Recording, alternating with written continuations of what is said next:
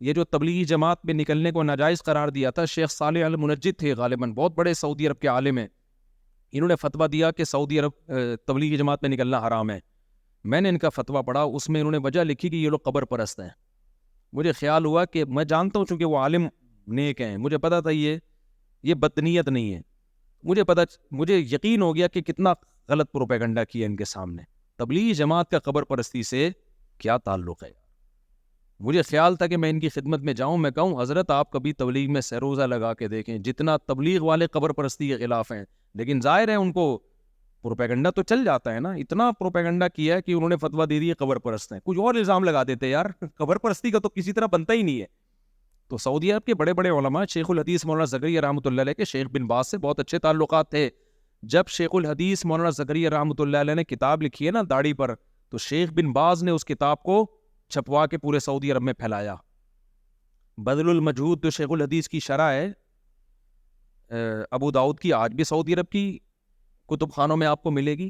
تو علماء سعودیہ کے جو ہے وہ ویسے بھی حنبلی ہیں، وہ کوئی غیر مغلط تھوڑی ہے یا اہل حدیث تھوڑی ہیں، وہ تو حنبلی ہیں ویسے بھی.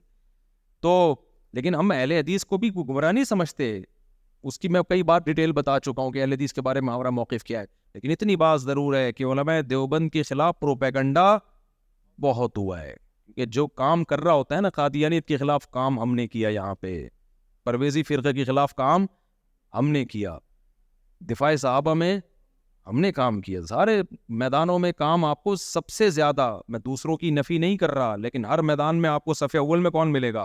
پوری دنیا میں چلے جاؤ یار، مدارس کا جال بچھا ہوا ہے، سب کے تانے بانے کہاں جا کے ملتے ہیں؟ علماء دیوبند.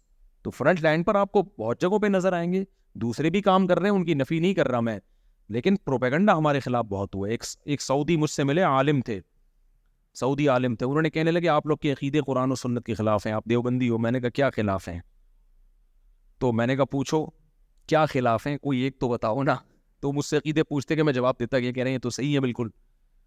یعنی پھر کون سے والے علماء کے عقیدے خلاف؟ میں نے کہا کسی کے بھی، سب کے یہی ہیں، سب کے یہی ہیں.